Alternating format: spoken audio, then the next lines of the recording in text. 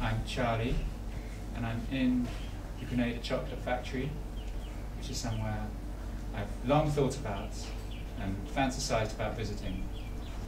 2 weeks ago, to join my friend Mott in his factory, where I've never been before, something I've wanted to do a long time. Particularly this time, to sail with this fascinating sounding Dutch brigantine, first to New York and then to Europe, across the Atlantic. It's an old-fashioned story about joining a sailing boat. You have to arrive early because you have no idea when it will arrive, and then you have to wait. And so I've been sitting here for about 2 weeks, and maybe another 2 weeks more before we finally set sail.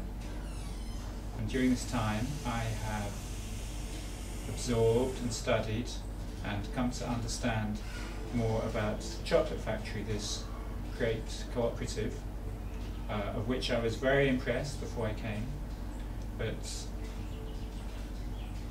even though I talked a lot with Mott about it and he'd described it to me and explained how it all worked, it's not until you're here that you actually begin to understand the level of the achievements and the level of the commitment from everyone here to establish this new and very ethical endeavour to make the very best chocolate in the world. Until this boat happened, the chocolate wasn't very well publicised or known about. In London it's a bit different, thanks to Chantal Cody, who's a famous chocolatier in London, and who, when she met him, became very excited.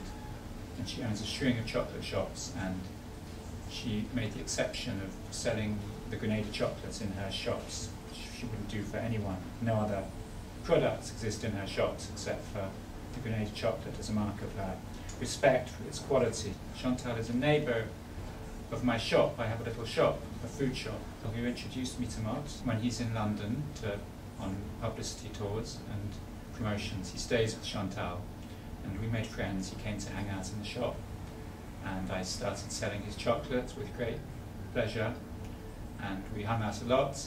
And then he came in very excited one day and said, "I've booked up to sail 9 tons on this incredible Dutch sailing boat with no engine, and it's a dream. I've always wanted to do this, and I've found the guys, and I'm going to build a cold storage space on the ship." And without really thinking, I said, could I come? And he said, yes. And so I made a decision to join him, although it was, for anyone who has a job or profession, to sign away this much time is a complication, but it seemed like it was an opportunity never to be repeated, and I jumped at the chance.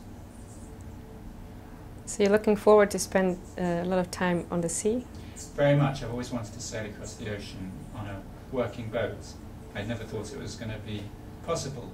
I've never wanted to sail across the ocean on a yacht. I've never wanted to sail across on a cruise ship.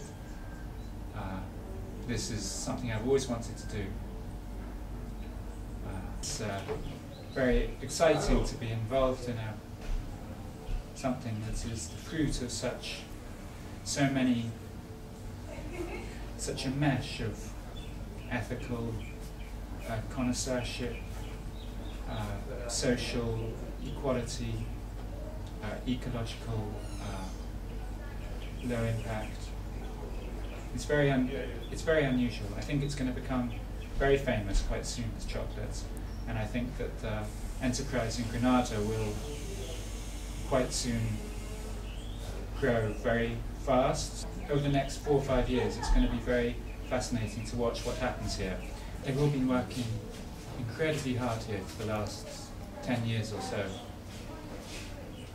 particularly Mott and Edmund, who never stop supervising, grading, refining, improving. And quite soon, I think this chocolate is going to become very famous. They will construct a model that isn't just envied by other people, but begins to be copied by other people in other islands and other countries, where it's not just good speaking.